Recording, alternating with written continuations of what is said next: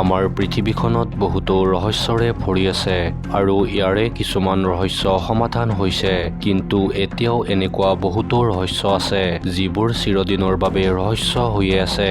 আজিৰ কাহিনীটো DB. Cooper নামৰ এজন আমেৰিকান চোৰৰ বিষয়ে, যি সমগ্ৰ বিশ্বৰ বাবে ৰহস্যময় হৈ আছে। FBI আৰু অসংখ্য তদন্তকাৰী সংস্থাই এই চোৰটোক ধৰিবলৈ 50 বছৰতকৈও অধিক সময় কটায়, যদিও এতিয়াও কোনো সফলতা লাভ কৰিব পৰা নাই। গতিকে আজি আমি আলোচনা কৰিম এই ৰহস্যময় চোৰৰ কাহিনী। এই ৰহস্যময় চুৰি ঘটনাটো সংঘটিত হৈছিল 1971 চনৰ 24 নৱেম্বৰত, যেতিয়া ডেন কুপাৰ নামৰ এজন ব্যক্তিয়ে ভদ্ৰলোকৰ সাজ-পোছাক পিন্ধি, ক'লা ছুট পিন্ধি আৰু ক'লা বেগ এটা লৈ আমেৰিকাৰ পৰ্টলেণ্ড বিমানবন্দৰত উপস্থিত হৈছিল। তাৰ পিছত টিকট কাউণ্টাৰত তেওঁ নিজৰ বাবে $20ত বোয়িং 727 বিমানত পৰ্টলেণ্ডৰ পৰা চিয়াটললৈ একমুখী টিকট বুকিং কৰিলে। সেই সময়ত আমেৰিকাৰ বিমানবন্দৰত বিশেষ নিৰাপত্তা নাছিল, সেইবাবেই ডেন কুপাৰে সহজেই নিজৰ বেগটো বিমানত উঠাই দি 18C চিটত বহিবলৈ সক্ষম হৈছিল। পৰ্টলেণ্ডৰ পৰা বিমানখনে 2:50ত উৰা মাৰে। PST আৰু টেক অফৰ কিছু সময় পিছতে কুপাৰে বৰবন ড্ৰিংকছ আৰু ছডাৰ অৰ্ডাৰ দিলে। তেওঁলোকৰ বিমানখন মাত্ৰ 30 মিনিটৰ আছিল, গতিকে কোনো সময় নষ্ট নকৰাকৈ তেওঁ নিজৰ পৰিকল্পনাত ব্যস্ত হৈ পৰিছিল। ডেন কুপাৰে ওচৰতে থিয় হৈ থকা বিমান পৰিচালিকা ফ্লৰেন্স ছাফনাৰক ফোন কৰি কাগজ এখন আগবঢ়াই দিলে। প্ৰথমতে ফ্লাইট এটেণ্ডেণ্টে কুপাৰে তাইৰ লগত ফ্লাৰ্ট কৰি আছে বুলি ভাবে, গতিকে তাই কাগজখন পাৰ্চত থৈ দিয়ে। কিন্তু তাৰ পিছত কুপাৰে তাইৰ ফালে লাহেকৈ হালি গৈ শ্লিপখন পঢ়িবলৈ কয়। শ্লিপখনত লিখা আছিল যে তেওঁৰ বেগত বোমা এটা আছে আৰু পৰিচালকক তেওঁৰ কাষত বহিবলৈ কোৱা হৈছিল। তাৰ পিছত আতংকিত হৈ পৰিচালকজনে কাষতে বহি কুপাৰক বোমাটো দেখুৱাবলৈ ক'লে।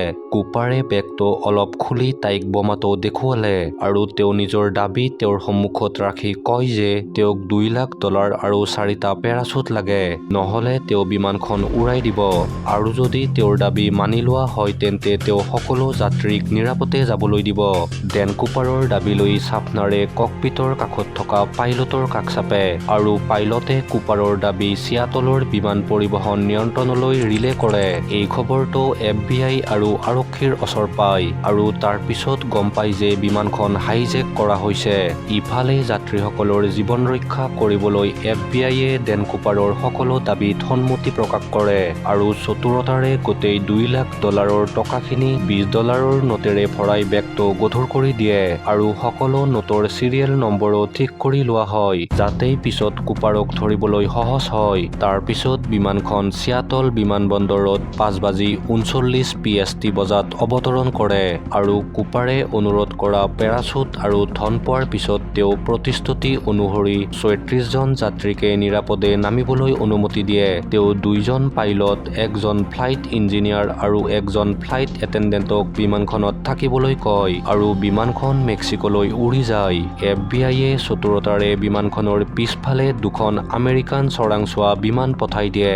উৰণৰ সময়ত পাইলটে ৰিপৰ্ট কৰে যে বিমানখন মেক্সিকো পোৱাৰ বাবে পৰ্যাপ্ত ইন্ধন নাই, গতিকে কুপাৰে তেওঁক নিৰ্দেশ দিয়ে যে বিমানখন নেভাদাৰ ৰেনোলৈ ডাইভাৰ্ট কৰি 100 নটতকৈ কম বেগত 10,000 ফুট উচ্চতাত উৰুৱাব লাগে। কুপাৰে ফ্লাইট এটেণ্ডেণ্টক এয়াৰষ্টেচাৰ কেনেকৈ খুলিব লাগে বুলি সুধিলে আৰু তাৰ পিছত তাইক কয় যে বাকীবোৰৰ লগত ককপিটত থাকিবলৈ আৰু দুৱাৰখন ভিতৰৰ পৰা বন্ধ কৰিবলৈ।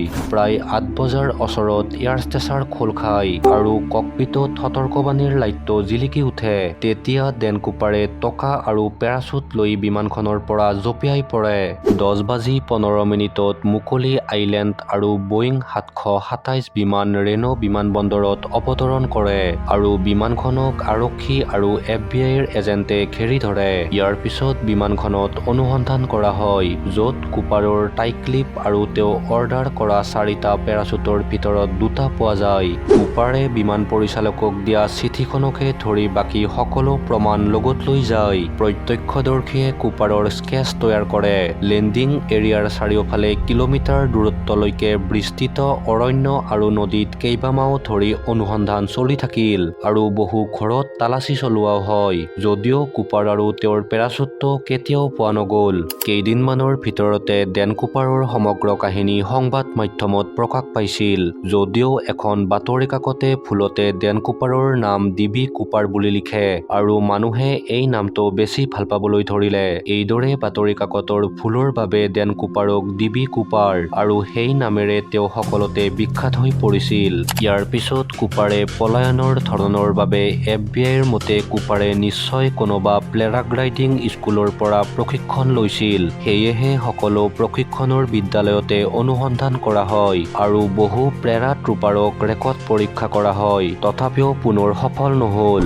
বহু তদন্তৰ পিছতো যেতিয়া কুপাৰৰ কোনো লেখযোখ নাছিল, তেতিয়া মানুহে বিশ্বাস কৰিবলৈ ধৰিলে যে কুপাৰৰ মৃত্যু হ'ব পাৰে। কিন্তু তেওঁৰ মৃত্যুৰ কোনো প্ৰমাণ পোৱা নগ'ল, কাৰণ কুপাৰৰ মৃতদেহ বা ধনৰ বেগটো বা পেৰাচুটটো কেতিয়াও পোৱা নগ'ল। কিন্তু 8 বছৰৰ পাছত 1980 চনৰ 10 ফেব্ৰুৱাৰীত ব্ৰায়ান ইংগ্ৰাম নামৰ 8 বছৰীয়া ল'ৰা এটাই কলম্বিয়া নদীৰ পাৰত পৰিয়ালৰ সৈতে কাঠ সংগ্ৰহ কৰি আছিল। তেতিয়া তেওঁ বালিৰ তলত পোত যোৱা $20 বিলৰ 3টা বান্দিল পালে।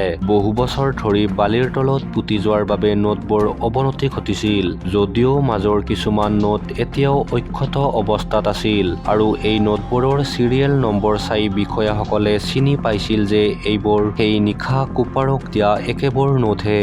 এই ঘটনাৰ পিছত কুপাৰৰ গোচৰে পুনৰ গতি লাভ কৰে। ইয়াত নোটবোৰ কেনেকৈ আহিল সেই লৈ যথেষ্ট বিতৰ্ক হৈছিল। কোনোৱে যুক্তি দিছিল যে কুপাৰে মুক্তিপণৰ নোটবোৰ কেতিয়াও ব্যৱহাৰ কৰা নাছিল আৰু তাতেই লুকাই ৰাখিছিল, আৰু আন কিছুমানে কৈছিল যে পেৰাগ্লাইডিং কৰি থাকোতে কুপাৰৰ বেগৰ পৰা নোটৰ বান্দিলবোৰ ইয়াত পৰি গৈছিল। একেধৰণৰ বহুতো কাহিনী ৰচনা কৰা হৈছিল।